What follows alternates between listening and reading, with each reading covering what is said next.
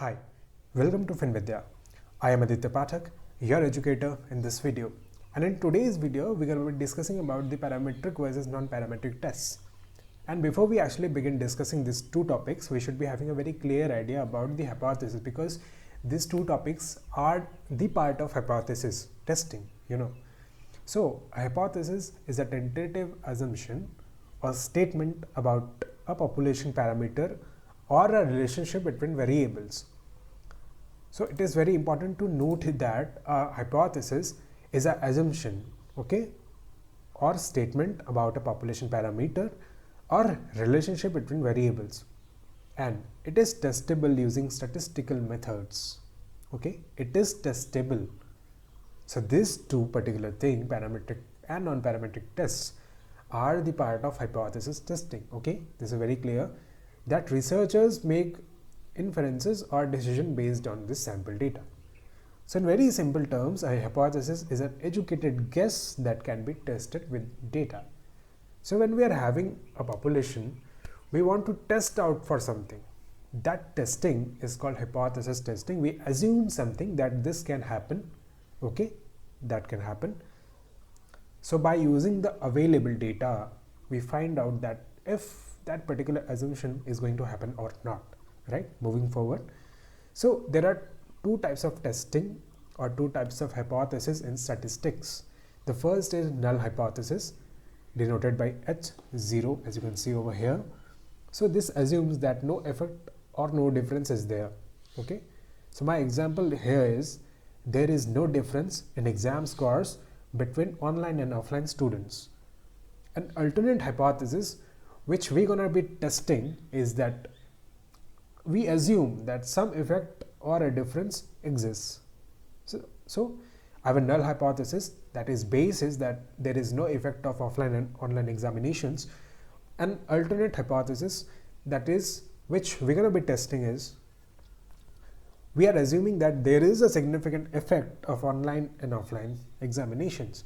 So what we are assuming, that online students score better than our offline students.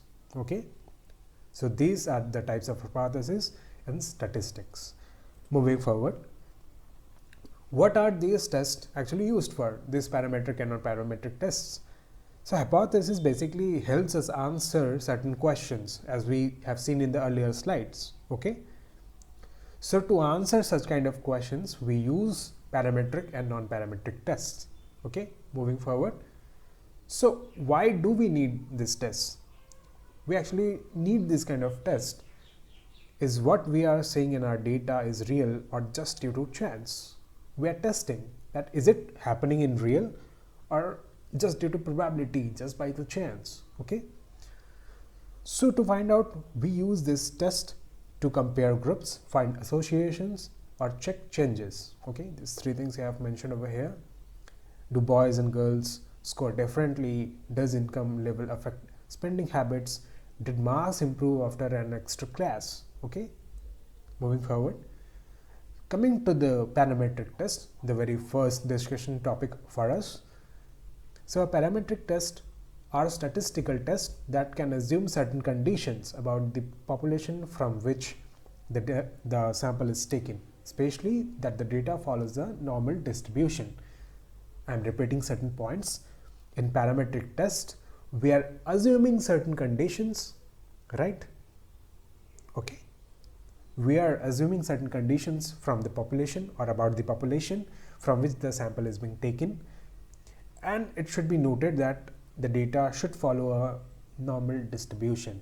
I have given an image over here. You can see this is a graph plotting for students scoring marks in the class. This is a graph for the normal distribution, the bell-shaped curve. This is parametric tests. So for an example, let us assume that we are measuring an average marks of the student in a class. If the marks are spread in a nice bell-shaped curve, as I have shown you in this particular slide and image, this is a bell-shaped curve.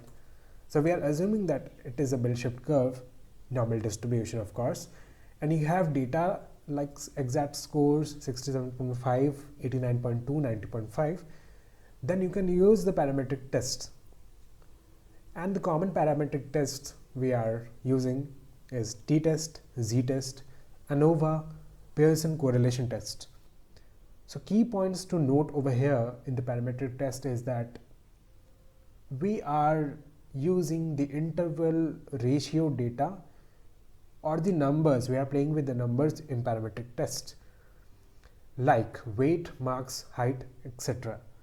We are assuming a normal distribution. It should be noted again and again, I am telling that in parametric tests there should be a normal distribution, right? Third, more accurate if assumptions are met. So the parametric test revolves around these three particular points. There should be an interval or ratio. There should be a normal distribution of the data, and the assumption should be met. Okay, fine. Let us move forward.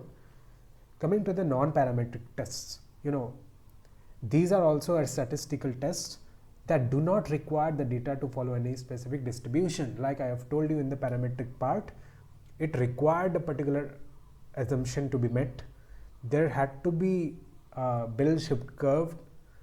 Okay, so they are used when data doesn't meet the conditions required for parametric tests like nominal or ordinal data.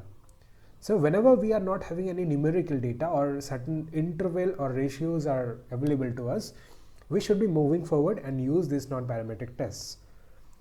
For an example, I have mentioned over here, if you are ranking your favorite fruits, first is mango for you, maybe it can happen that first is mango, second is apple, third is banana.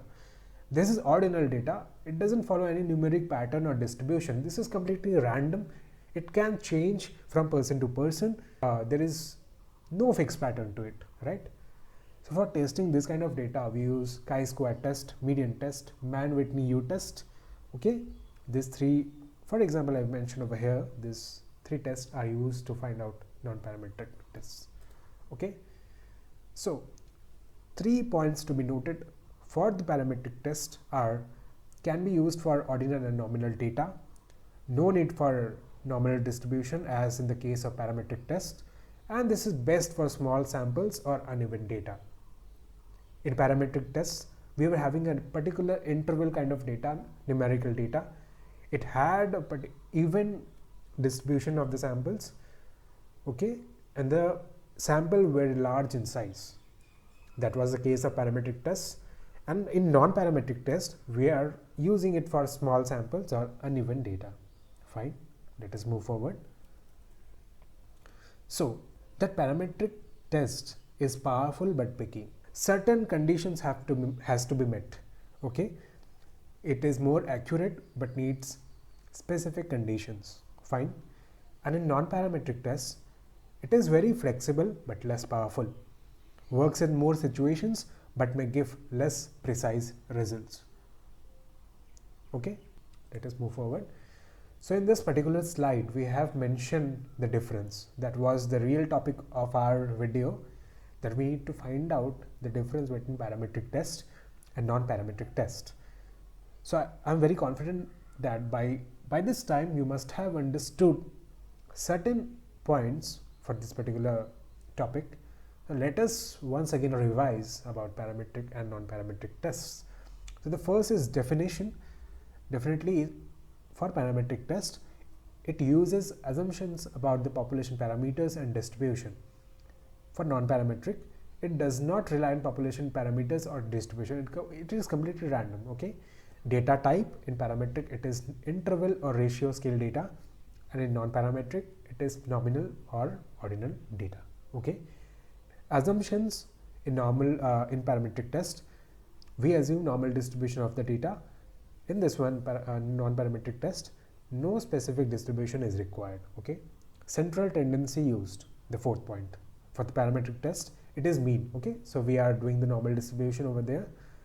In non-parametric test, it is median or mode. Okay, sample size, as I have mentioned in the earlier slides, that in parametric the sample size is very large, and in non-parametric the sample size can be small. Okay, power or the accuracy in parametric, it is very highly powerful because we are using certain numerical data, numerical formulas are there, and it is really very powerful if assumptions are met. But okay, in non-parametric test it is less powerful but more robust when assumptions are not met. Okay, mathematical complexity, as the numericals data is available to us in the parametric test, it is generally known to be very more complex than the non-parametric test due to its longer calculations and all.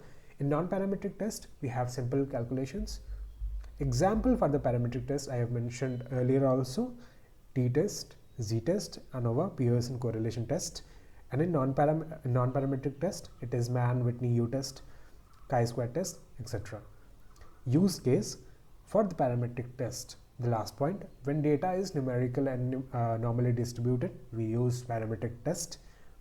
And for the non-parametric test, when the data is categorical, ordinal, or not normally distributed, we use non-parametric test.